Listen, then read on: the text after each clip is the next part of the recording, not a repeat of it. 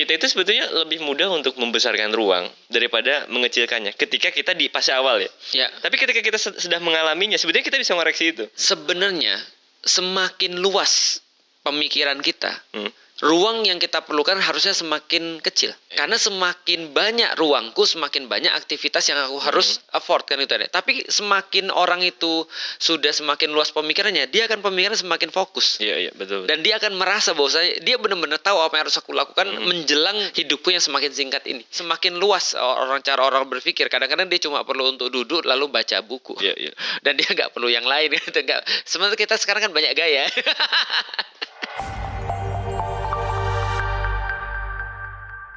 Coba bayangin ya, barang tuh kalau kita belum ada ya, kita akan bilang, aku bisa melakukan ini, fix efektif. Iya. Ini fix aku perluin. Pas udah datang, iya ini aku perlu, tapi nggak segitunya sih. Iya, aku kalau ngaudit ruang keluarga misalnya, ada satu barang yang dulunya itu aku anggap penting. TV ya? Enggak, mesin kopi. Mesin kopi, ternyata nggak penting dipakai. banget. Bawa sini aja. Tapi kalau itu yang murah, aku malu. Iya. Mesin kopi. Mesin kopi, ya itu. Jadi kadang ilusi kita. Anu nggak tiap hari ngopi? Ngopi kan sekarang udah ada di kantor. Di kantor tuh ada 3 mesin kopi. Nah itu yang namanya behavior. Ya kan? Kita udah bahas belum sih behavior? Sedikit disinggung-singgung udah tadi. Singgung-singgung udah ya. Karena memang behavior berbeda-beda ya. Tadi kan kita bilang bahwa ini tidak bermanfaat bagi kita, belum tentu nggak bermanfaat bagi orang. Kan behavior kita kan beda-beda. Kalau mesin kopi itu kalau aku ya justru perlu banget. Kalau bagi aku ya, tapi tadi bagi kalian nggak punya behavior jangan diada-adain. Iya, makanya itu. Aku sebenarnya ngopi tiap hari. Sehari bisa sampai maksimal 4 gelas. Tapi dari kantor. Dari kantor ya. Nah, punyaku di kantor malah langsung ku rampok ke rumah. Oh gitu ya. Iya, jadi aku bilang, aku bawa lu ya, kalian di sini V60 aja. Iya. Ini yang punya mesin kopi endorse ini nih, Gosar Velik nih. Tiba-tiba aku jadi banyak mesin kopi ya. Oke, apa lagi selain mesin kopi? Kalau aku ngaudit ruang keluarga atau ruang yang memang nggak banyak sih. Ya. Kemungkinan itu aja yang benar-benar ganjal. Karena ya ini korelasinya dengan barang, jadi dengan behavior juga yang akan kita bahas sekarang. Jadi aku tuh sampai sekarang kan anak 4 nih. Ya. Nggak ada yang usianya lebih dari atas 10 tahun. Oke. Masih di bawah 10 anak tahun. Itu kalau kita bisa ngebayanginnya itu kalau sekali main berantakan tuh luar biasa. Hektik ya pasti. Tapi aku tuh nggak merasa berat meskipun sampai sekarang nggak ada pembantu, nggak ada ART di rumah untuk membersihkan itu. Karena alasannya apa? Tadi barang itu nggak banyak. Iya. Itu. Jadi mau diberantakin seberantak apapun, ya segitu-gitu aja. Iya, paling remah-remah gitu kan, mainan-mainan anak yang itu bisa lokalisir, selesai taruh. Coretan-coretan di dinding, aku biarin itu. Iya, betul. Nanti aja kalau mereka udah gede. Jadi untuk membersihkan rumah yang ruang keluarga itu berapa ya ukurannya? 5x8. Iya. 5x8 itu ya cuman 20 menit, 15 menit selesai ya. Selesai. Dan itu kan ya santai aja gitu. Betul. Aku juga sama sih. Kalau di ruang keluargaku apa ya yang aku pikir yang mau ku keluarin TV kayaknya deh. Soalnya kita udah terlanjur beli itu kan meja TV. Iya. Udah ada TV sama mejanya. Lah kalau kita pindahin TV-nya, mejanya juga harus dipindahin kan berarti kan. Nah, itu. Nah, itu soal TV tadi. Ini kan soal behavior di rumah gitu. Gimana pandangan Ustaz? TV. TV itu aku dulu merasa kenapa perlu TV itu karena aku perlu menyediakan semacam kayak tayangan-tayangan yang aku kendaliin. Oke. Jadi TV-nya nggak punya koneksi kepada luar, hanya koneksi lewat USB. Oke. Nah jadi kira-kira gitu. Nah tapi sekarang internet kan gitu kan semuanya. Iya. Berubah behavior kita. Nah behavior kita akhirnya anak-anak sempat aku bolehin untuk nonton. Tapi aku batasin nontonnya film anak-anak aja ya. Itu pun cuma Sabtu Ahad ada waktu tertentu. Kita kasih mereka waktu sekitar 2-3 jam. Nah tapi akhir-akhir ini aku revoke semua permit itu. Karena begitu mereka sudah gede, aku harus mengorbankan TV untuk mengenhance aktivitas yang lain. Akhirnya aku buat ruang khusus baca. Ruang khusus baca. Ruang khusus baca untuk menggantikan TV yang aku hilang. Iya. Jadi aku bilang oke, nanti Abi buatin ruang khusus baca. Di situ kemudian kalian bisa baca apapun yang kalian mau, tapi nggak ada TV, mohon maaf. Ada yang sudah gede, ternyata mereka juga nggak perlu entertain. Mereka perlunya apa? Laptop ternyata sudah berubah. Jadi ini behavior yang senantiasa harus kita sesuaikan. Dan behavior itu bisa diakomodir lewat ruang ya tadi ya. Lewat ruang. Karena ruang tertentu bisa menciptakan behavior tertentu. Tapi behavior tertentu juga bisa difasilitasi dengan ruang tertentu. Jadi vice versa sih. Itu persis juga. Jadi aku tuh kan di ruang keluarga ngedesain satu sama mirip kayak gini. Iya. Niatnya memang untuk ngerangsang orang agar Baca. dia tiap hari ngeliat ya. Dan itu juga yang membuat anak saya itu nggak susah untuk ya per tahun ini bisa per tahun tuh dia bisa 30-an. Betul. Dan pasti minta buku terus ya. Iya. Abi beli buku, Abi beli buku. Makanya sekarang aku tuh jadi novel-novel komik-komik Ustaz. Saya kasih ke Pembayun. Itu satu komik cuma berapa jam? Ya, 20 menit selesai. 20 menit. Kayaknya aku harus langganan perpustakaan ini. Iya, benar. Itu real. Dan aku seneng sih begitu anakku terus bilang gini, Abi mau PO buku. Hah, mau PO buku lu? Gitu kan ya. Ya aku seneng sih. Terus Abi mau pergi dan dia merasa sangat bahagia ketika bisa bawa buku setumpuk ke rumahnya. Dan itu adalah persis mental yang pengen aku ada pada anakku. Rekomendasi tadi. Ini kan ini terkait dengan rumah dan pendidikan terhadap anak dan juga behavior. Salah satu kualitas pendidikan itu kan dibantu dari literasi ya. Betul. Rekomendasi buku-buku anak. Kalau sekarang ya, yang real aja ya misalnya, yang sekarang yang dibaca sama ayah gitu kan ya, lalu kemudian kakaknya dan seterusnya, itu buku-bukunya Terelie, itu salah satunya. Sama. Jadi buku-bukunya Terelie itu ada di rumah. Lalu kemudian ada banyak buku tapi perlu aku kurasi. Kayak misalnya buku-buku kayak misalnya di Gramedia yang kayak Y dan segala itu perlu dikurasi. Karena kadang-kadang ada beberapa hal yang di situ mungkin wajar biasa, di kita nggak biasa. Nah, jadi setelah Terelie aku kemudian merekomendasikan beberapa buku-buku yang mungkin kalau untuk fun ya, kalau untuk fun buku-buku novel luar, tapi tidak berbicara tentang yang buruk-buruk. Yang paling parah tuh menurutku romance sih. Oke. Karena problematikanya ada pada aktivitas, ya tahu kan ya, romance kan pasti ada aktivitas ciuman lah, lalu kemudian check in lah dan segala macam. Nah, kecuali kalau mereka udah gede. Nah, khusus tuh buku-buku Islaminya, aku full untuk di komik-komik yang Islami. Komiknya Ustadz ya salah satunya. Komik-komikku, maka aku banyak banget buat komik supaya pada anak-anak ini. Yang kedua adalah aku coba memperkenalkan pada mereka hal-hal ringan, kayak misalnya buku Baitul Maqdis for Dummies. Itu kan ringan banget, ada banyak gambarnya pada mereka. Nah, itu yang kita harus introducing pada mereka. Yang menariknya juga aku tuh pas sempat diskusi sama temen ya. Jadi ketika kita ngebandingin seumum-umumnya novel Terelie, ternyata lebih bagus dari novel Islami cinta. Oh ya, jelas. Karena novel Islami cinta tuh ngeri.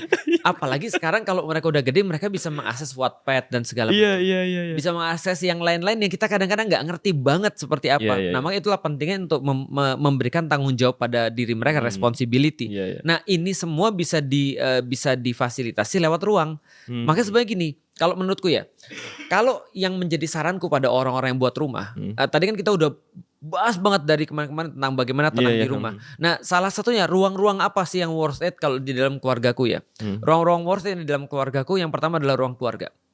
Itu worth it banget. Tapi kita harus ingat bahwasannya ruang keluarga tidak pernah akan berfungsi kalau kita buat entertain ada di kamar. Itu harus diingat.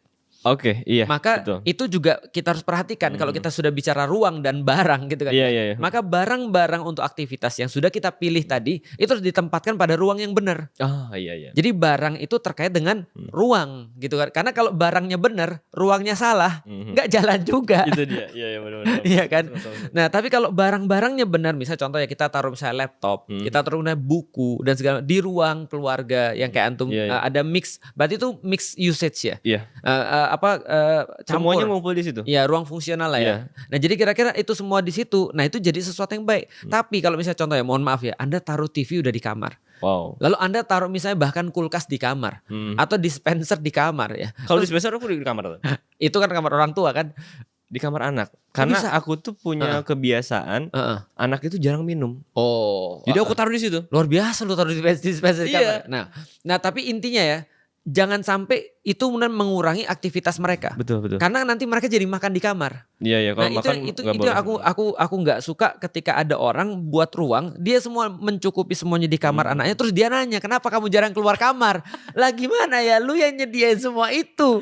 Betul. Nah, jadi Iya. jadi harusnya dia sediain itu di ruang keluarga. Artinya kalau tujuan kita misalkan bonding dengan anggota keluarga lain, maka sebetulnya kenyamanan di kamar di ruang-ruang private itu bisa dikompensasi ya. Betul banget. Bahkan aku membedakan antara anak laki-laki dan anak perempuan. Gimana tuh? Anak perempuan WC-nya aku kasih di dalam. Kenapa? Karena dia perlu privasi. Oke. Dia cewek. Laki-laki, lu keluar baru ke WC. Jahat ya. Iya, jahat ya. Karena kenapa? Aku bilang ya lu harus keluar kamar gitu maksudnya. Okay. Orang-orang Amerika dibedain bahkan pintu anak laki-laki dan pintu anak perempuan. Pintu anak perempuan boleh ada kunci, pintu anak laki-laki nggak boleh ada kunci. Okay. Karena kalau ada kunci bahaya tuh mereka tuh. Tapi kalau anak perempuan ya setidaknya mereka memang perlu privasi. Ya secara jiwa juga berbeda kan, kejiwaan kan berbeda antara laki-laki dan perempuan kan. Nah maka aku juga bedain gitu. Pengalaman menarik yang kita kan punya apa ya? Ketika kita ngedesain misalkan. Ya. Yang di awal desain itu kayaknya ini bakal kayak gini nih. Iya. Tapi setelah kita hidup di situ, ternyata nggak kayak gini. Ada dua ruangan yang tidak terpakai di rumah. Apa tuh? Pertama adalah kamar tamu, itu nggak kepake. Kamar tamu yang satu kepake, kamar tamu yang satu nggak kepake. Tapi itu sudah aku expect. Kenapa? Karena sebagai seorang anak yang kemudian difasilitasi oleh orang tua, aku tetap harus buat kamar untuk orang tuaku. Tapi aku sudah expect mungkin mereka belum mau untuk tinggal di situ atau belum mau untuk tidur di situ ketika mereka pergi ke Bogor kan itu sudah aku expect. Ruang kedua adalah ruang kerja. Ternyata aku masih tipe orang yang nggak bisa pisah sama istri. Jadi kamarku adalah ruang kerja. Jadi itu dua ruangan yang akhirnya harus kuubah sih. Akhirnya yang satu kuubah jadi ruang baca, yang satu lagi tetap kubiarin. Kalau usah dikasih kesempatan untuk bikin rumah kedua. Oke. Misalkan rumah kedua dan isi yang kedua. Itu namanya nambah masalah ya. Iya. Oke, kalau misalkan usah dikasih kesempatan untuk bikin rumah baru. Yang kedua ya. Iya, dengan misalkan ini dijual lah. Iya. Sebetulnya dibutuhin berapa sih luasan? Aku udah mikir sih. Yang aku perluin ya untuk 4 anak-anakku ya. Itu menurutku 500 meter udah cukup. 500. Sorry, bukan. 500 meter tuh kelebihan. 300 meter udah cukup. 300. Yang sekarang berapa? Yang sekarang 500. Artinya aku melihat bahwa itu terlalu besar sih, bukan terlalu besar, terlalu banyak yang aku nggak pakai ternyata. Makanya dan dengan aktivitas sekarang, bro, anakku tuh yang paling gede udah 16 tahun. Udah di luar ya? Udah di luar rumah dan ini menyusul pada keluar rumah semua. Aku yakin dalam waktu beberapa tahun lagi aku paling cuma nge-host 1 atau 2 anak. Sementara yang lain akan keluar semua. Nah jadi akhirnya ya itulah mungkin kita belajar ya. Kita pikir kita perlu rumah seluas ini atau ruang sebanyak ini. Ternyata ada banyak ruang-ruang yang sebenarnya bisa dikurangi. Iya makanya dulu di buku Tenang di Rumah itu kan ada bahasan kita itu sebetulnya lebih mudah untuk membesarkan ruang daripada mengecilkannya ketika kita di fase awal ya. Tapi ketika kita sudah mengalaminya sebetulnya kita bisa mengoreksi itu. Tapi aku jadi kepikir, gimana? Sebenarnya semakin luas pemikiran kita, ruang yang kita perlukan harusnya semakin kecil. Ya nggak sih? Antum kan kalau antum tanyanya berbeda tadi, Ustadz kalau nanti Ustadz kira-kira 20 tahun lagi atau 10 tahun lagi, kira-kira berapa ruang yang Ustadz perlukan? Aku jawab dengan tegas 100 meteran.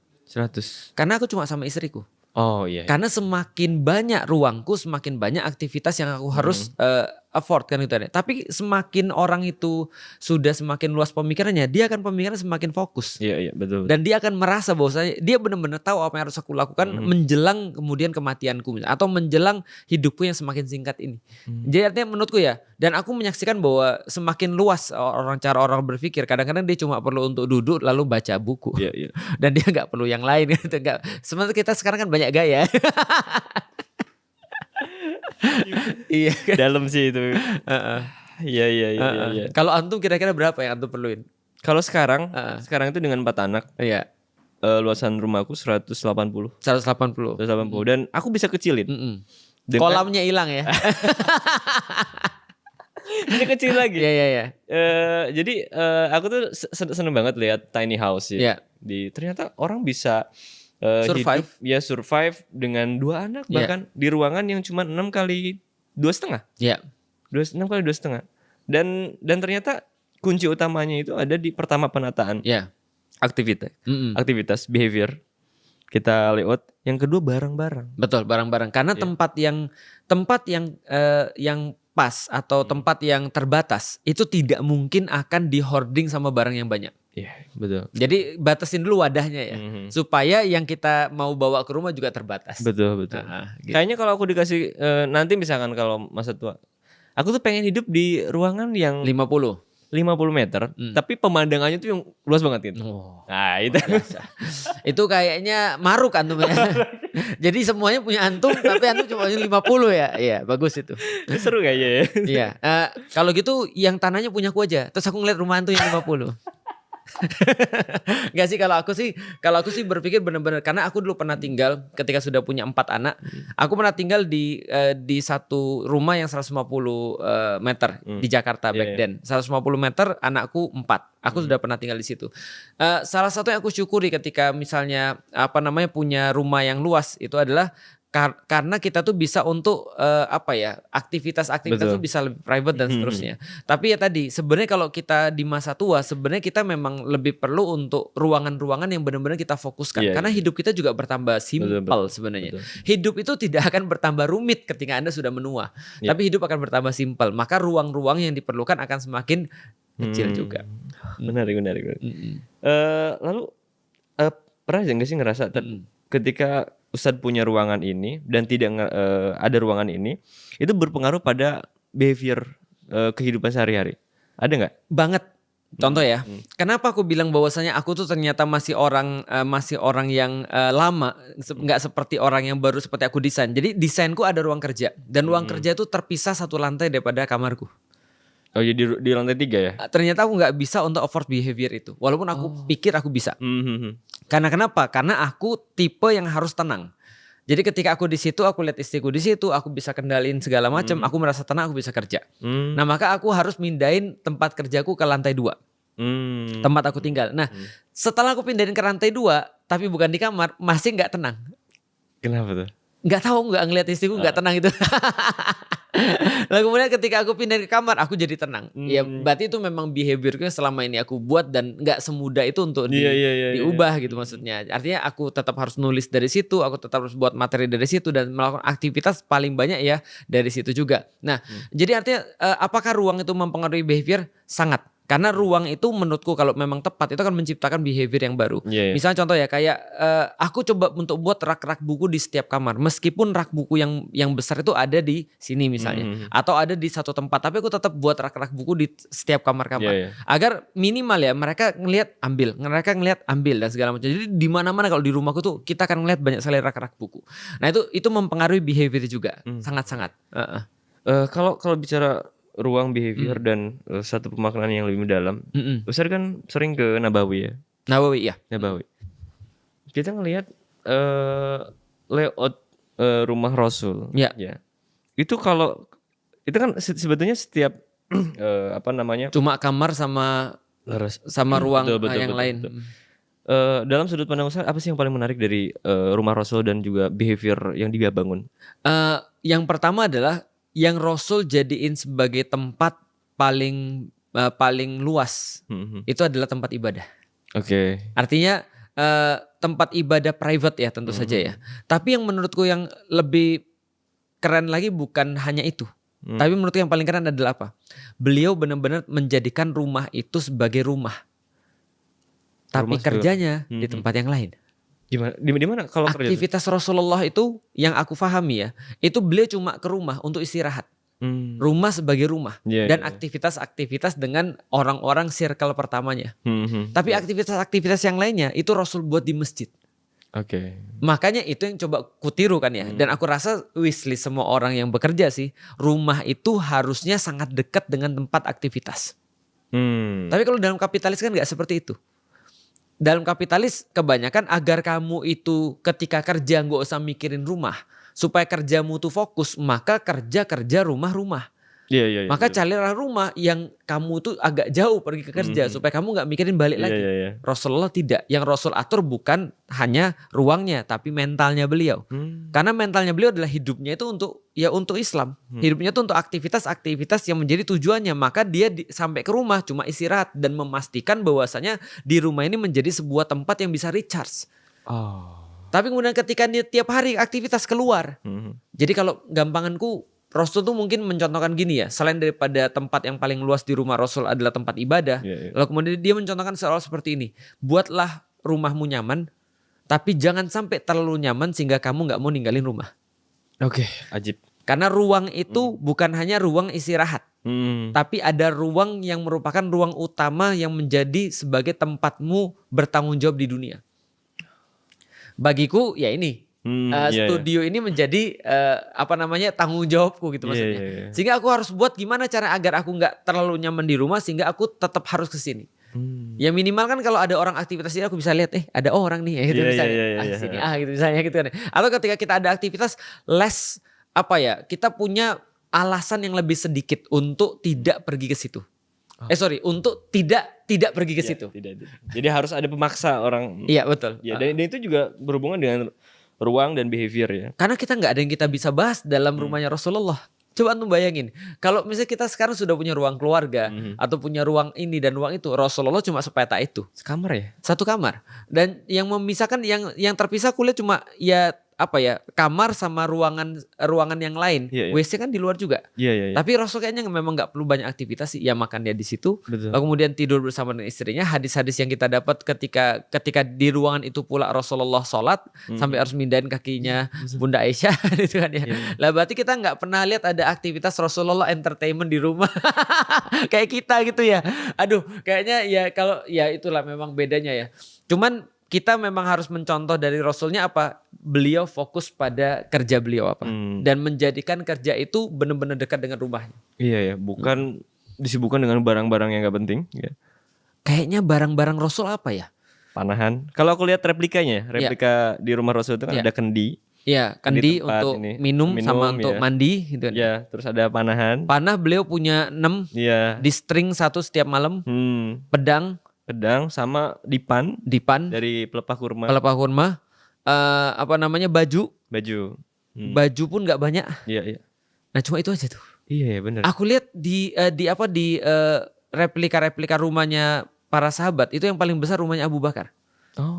Kalau aku lihat ya. Dan Abu Bakar punya banyak rumah by the way. Lu pernah lihat gak rumah Abu Bakar? Ini rumah Abu Bakar. Ini rumah Abu Bakar banyak banget ya. Ya kan? Paham gak sih maksudku? Ada pernah ditunjukin musola Abu Bakar, lu pernah lihat gak? Iya Pak, pernah. Nah di situ kan ya. Tapi rumahnya bukan cuma di situ aja. Abu Bakar rumahnya menurutku yang kulihat paling luas ya. Tapi rumah Rasul nggak seluas itu.